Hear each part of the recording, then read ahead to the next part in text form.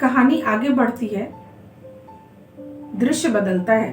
सम्राट अशोक के प्रसाद में प्रकोष्ठ का एक एकांत स्थान। सम्राट कुमारी मित्रा कलिंग कुमार नीलमणि से बातें कर रही है। यानी कि प्रथम दृश्य में आपने देखा कि भाई और बहन के बीच वार्तालाप चल रही थी, यानी संघमित्रा और महेंद्र आपस में बातें कर रहे थे। अब द्वितीय दृश्य में राजप्रसाद के एक कोने में कलिंग के राजकुमार नीलमणि और पाटलिपुत्र की राजकुमारी संघमित्रा के बीच वार्तालाप होती है। चलिए देखते हैं क्या बातें करते हैं वे लोग। संघमित्रा पूछती है, क्या देख रहे हैं कलिंग कुमार नीलमणि? ओहो, आप?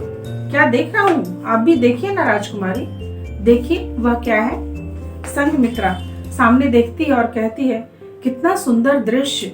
एक ओर से सोनभद्र का सुनहला पानी, दूसरी ओर से सदा नीरा की तुरत तुरत हिमालय से उतरी शीतल जलधारा। दोनों बाहें पसार कर दौड़कर गंगा मैया से मिल रही हो मानो। वह कलकल, वह कुलकुल। यहाँ से भी हम शब्द सुन रहे हैं कुमार। कितना सुंदर, कितना मधुर। नीलमणि, केवल यही देख रही हो आप? नीलमणि कहता है कि केवल यही देख रही हैं आप?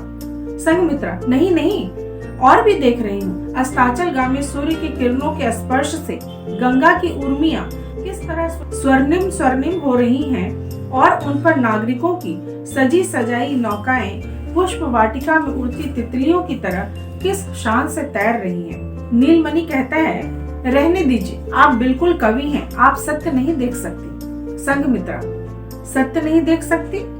तो क्या मैं झूठ कह रही हूँ? नीलमणि, झूठ वह है जो देखने या सुनने में प्रतिकूल कहा जाए। मैंने कहा सत्य आप देख नहीं सकते। सत्य का देखना कुछ आसान काम नहीं है राजकुमारी। संघमित्रा, अच्छा तो आप ही कहिए, किस कठोर सत्य को आप देख रहे हैं यहाँ? नीलमणि कहता है कि सत्य को देखना कठिन है तो उसका कहना कठिनतर, और राजकुमारी उसका सुनना तो शायद कठिनतम। संघमित्रा, मुझे पहेली में नहीं रखिए कलिंग कुमार, बताइए क्या देख रहे थे आप? नीलमणि, बताऊं? आप सुनने को तैयार हैं? संघमित्रा खींच में, ओह। नीलमणि, तो सुनिए, मैं देख रहा था आपकी इस गंगा मैया के पानी में कितना रक्त है और कितने आंसू। घायल नीलमणि को युद्ध क्षेत्र से अशोक अपने साथ पाटलिपुत्र ले आता है और उसकी चिकित्सा करवाता है। सेवा शुश्रूषा से वो स्वस्थ हो जाता है और तब एकांत में एक दिन वह पानी की तरफ देख रहा होता, गंगा मैया की तरफ, और उसी समय संघमित्रा आती है। जब वो कलिंग कुमार को उस ओर देखते हुए पाती है तो पूछती है कि क्या देख रहे हो? ठीक है, आप भी देखिए, पर जो एक ही दृश्य को कैसे दो लोग अलग अलग तरीके से देख रहे हैं, किस तरह दो अलग स्थितियों में जिए हुए हैं दोनों। क्योंकि कलिंग कुमार जो था उसने कलिंग की हार देखी तो उसे उस गंगा मैया के पानी में कुछ और ही दिखता है, उसे वो नहीं दिखता जो संघमित्रा को दिख रहा है। तो आखिर कलिंग कुमार को गंगा मैया की पानी में क्या दिखता है? नीलमणि, तो सुनिए, मैं देख रहा था आपकी इस गंगा मैया के पानी में कितना रक्त है और कितने आंसू। संघमित्रा साश्चर्य, रक्त, आंसू गंगा के जल में? नीलमणि, हाँ राजकुमारी, रक्त, आंसू। मैं देख रहा हूँ गंगा की इस उज्जवल धारा में रक्त ही रक्त है, आंसू ही आंसू है। संघमित्रा, यह क्या कह रहे हैं आप? नीलमणि, सत्य, नग्न सत्य, जो पर्दे के पीछे है वह कठोर सत्य। यह गंगा, यह विशाल नदी, यह आप लोगों की साम्राज्य लिप्सा की प्रतीक है राजकुमारी। इसने आपको बढ़ने की प्रेरणा दी है, फैलने की प्रेरणा दी है, सीमाओं को तोड़ने, रास्तों की रुकावटों को उखाड़ फेंकने, साहस करने वालों को डुबोने और चारों ओर एक छत्र राज्य स्थापित करने की प्रेरणा इसी से आप लोगों ने प्राप्त की है। शायद ही किसी नदी के तट पर इतना रक्त बहा हो, शायद ही किसी की धारा में इतने आंसू मिले हो। गंगे गंगे, तू दुनिया में किस अभिशाप का फल बनकर आई? संघमित्रा, यह आपको क्या हो गया है कलिंग कुमार, आप क्या बोल रहे हैं? नीलमणि उसकी बातों से बेपरवाह होकर कहता जा रहा है, और साम्राज्य न चले जब तक उसमें ढोंग ना हो। गंगा ढोंग की मूर्ति, ऊपर उज्जवल चंचल लहरियों की अटखेलियां, नीचे रक्त का हाहाकार, आंसुओं का चित्कार। नीलमणि का ध्यान संध्याकालीन किरणों के पड़ने से लाल बन रही गंगा की धारा की ओर जाता है, वह अचानक अट्टहास कर उठता है। हा हा हा हा हा। देखो देखो राजकुमारी, देखो, सूरज की अंतिम किरणों ने लहरियों पर पड़कर तुम्हारी गंगा का सारा ढोंग खत्म कर दिया। देखो वह लाल लाल, वह अब लाल लाल हो रही है तुम्हारी गंगा। अब तुम्हारी गंगा में रक्त ही रक्त है, रक्त ही रक्त।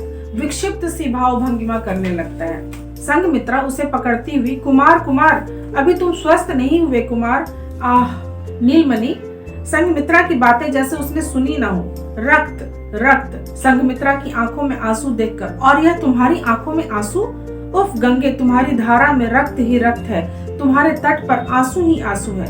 रक्त आंसू चिल्लाता है। संघमित्रा, शांत कुमार शांत। नीलमणि, शांत? आह, मैं शांत हो पाता। जिसका घोंसला जला दिया गया हो वह पंछी भी शांत हो सकता है राजकुमारी? संघमित्रा, घोंसला जला दिया गया हो? हाँ, कुछ रुक कर, किंतु दूसरा घोंसला बन सकता है कुमार। आंखों में अनुराग रख के, यानी आंखों में एक प्यार की भावना लेके वो कहती है कि ठीक है, एक बार यदि घोंसला जला दिया गया तो उस घोंसले का पुनः निर्माण हो सकता है। आगे क्या बात होती है, चलिए देखते हैं। नीलमणि, क्या कहा? दूसरा घोंसला? क्या इसीलिए मुझे शमशान से उठा के लाया गया? क्या इसीलिए मेरी चिकित्सा कराई गई? क्या इसीलिए तुम्हारे पिता मुझ पर इतना प्रेम दिखाते हैं? ढोंग ढोंग, काशाय वस्त्र के नीचे भी इतनी कालिमा? संघमित्रा बात काटती हुई, पुत्री के समक्ष पिता की निंदा भद्रोचित नहीं, कम से कम इतना तो समझो। नीलमणि, भद्रोचित? शांत होते हुए, आह, ऐसी समझ मुझ में आती राजकुमारी। एक दिन मैं भी भद्र था, हम भी भद्र थे, किंतु हमारी सारी भद्रता को तुम्हारे पिता ने लाशों और लोथों से ढक दिया। संघमित्रा, अतीत का गीत दोहराने से कुछ नहीं होता कुमार। हम वर्तमान को देखें, भविष्य की चिंता करें। तुम चाहो तो कलिंग का भाग्य सूर्य फिर 16 कला से दीप्त दृप्त हो सकता है। नीलमणि, शास्त्रज, मेरे चाहने से? संघमित्रा, हाँ, तुम्हारे चाहने से। नीलमणि, मेरे चाहने से? मैं यह समझ नहीं पाता। संघमित्रा जमीन की ओर देखते हुए कहती है, समझोगे राजकुमार, समझोगे? नीलमणि, कुछ हतप्रभ सा, तुम्हारा मतलब? संघमित्रा, क्या हर मतलब को प्रकट करने के लिए शब्द ही चाहिए? लेखक की कल्पना के अनुसार कहीं न कहीं संघमित्रा के मन में नीलमणि के प्रति एक अनुराग पैदा हो गया है, और वो ये चाहती है कि नीलमणि के मन में भी ये अनुराग उत्पन्न हो जाए, पर उस बात को वो कह नहीं पाती शब्दों में, कहती नहीं है शब्दों में। नीलमणि समझ जाता है। नीलमणि कहता है, जैसे वह भाप गया हो। ओहो, फिर कुछ सोचकर, क्योंकि जब संघमित्रा कहती है कि क्या हर मतलब को प्रकट करने के लिए शब्द ही चाहिए, तो जैसे वो भाप गया हो। ओहो, फिर कुछ सोचकर, किंतु राजकुमारी, खंडहर पर नई इमारत बन सकती है? खंडहर खुद इमारत नहीं बन सकता। जो उजड़ गया उजड़ गया, जो नया आएगा वह नया आएगा। कलिंग मर चुका, कलिंग के अनेकों राजपुरुष और राजकुमारों के साथ ही यह तुच्छ नीलमणि भी मर चुका। यह जो तुम्हारे सामने खड़ा है, यह नीलमणि नहीं है, यह नीलमणि का भूत है, जिसे तुमने मंत्र बल से खड़ा किया है। तुम्हारी सेवा, तुम्हारी शुश्रूषा, जीवन भर इसे नहीं भूल सकता राजकुमारी। किंतु भूत को जीवित प्राणी समझने की नासमझी न करूंगा न करने दूंगा। संघमित्रा कहती है, कुमार। नीलमणि कहता है, राजकुमारी। संघमित्रा, अभी तुम स्वस्थ नहीं हुए हो कुमार। नीलमणि, और ना हो सकूंगा राजकुमारी। मेरी मानसिक स्थिति तुम लोग समझ नहीं सकते। विजेता और विजित की मनोदशा में आकाश पाताल का अंतर होता है। दोनों बिल्कुल दो वस्तुएं हैं। न तुम लोग हमें समझ सकोगे, न हम तुम्हें समझ सकेंगे। हम समानांतर रेखाएं हैं, एक बिंदु पर मिल नहीं सकते। संघमित्रा व्याकुल होकर, ओह कुमार। नीलमणि, व्याकुल मत हो राजकुमारी, अब मैं पाटलिपुत्र में नहीं रह सकता। मुझे लगता है सारा पाटलिपुत्र ढोंगों से भरा है। यहाँ की गली में ढोंग है, यहाँ के बाजार में ढोंग है, यहाँ के झोपड़ों में ढोंग है, यहाँ की अट्टालिकाओं में ढोंग है, यहाँ के नागरिक ढोंगी, यहाँ की नागरिकाएं ढोंगी। इस गंगा के पानी में भी ढोंग है राजकुमारी, उसासे लेता हुआ। अरे, इससे तो हमारा सागर अच्छा, जो ना अपने रंग को छिपाता है ना अपने स्वाद को। संसार भर का विष पीकर जो नीला बना है, संसार भर के आंसू आत्मसात कर जो खारा हो चुका है, जो अपनी जगह नहीं छोड़ता, जो अपनी मर्यादा नहीं तोड़ता, बस उसी का तट शायद मुझे स्वस्थ कर सके मित्रे। संघमित्रा, बस करो राजकुमार। नीलमणि, मित्रे, अपराध बोध करते हुए, क्षमा करना राजकुमारी, तुम्हारा नाम लेकर पूरा। नीलमणि कहता है, मित्रे, फिर अपराध बोध करते हुए कहता है कि क्षमा करना राजकुमारी, तुम्हारा नाम लेकर पुकार दिया। यह पहला और अंतिम अपराध हुआ, क्षमा करो, क्षमा। वह झपट कर चल देता है। सम्राट कुमारी मित्रा देखती रह जाती है। कलिंग कुमार को जब यह एहसास होता है कि संघमित्रा को उसके प्रति अनुराग हो गया है तो यह उचित नहीं समझता और वो वहां से कलिंग वापस चला जाने के लिए उठकर चला जाता है। और वो वहां से वापस चला जाता है। वो तुलनात्मक रूप से अध्ययन करता है और बताता है कि गंगा का पानी जो है वो रक्त से भरा हुआ है, आंसुओं से भरा हुआ है, जबकि वो तुलनात्मक करते हुए अपने सागर की बात करता है और कलिंग के सागर के उस खारे पानी की बात करता है और कहता है कि वो अपने वास्तविक स्वाद को नहीं छिपाता, वास्तविकता को नहीं छिपाता, अपने तटबंध को नहीं तोड़ता।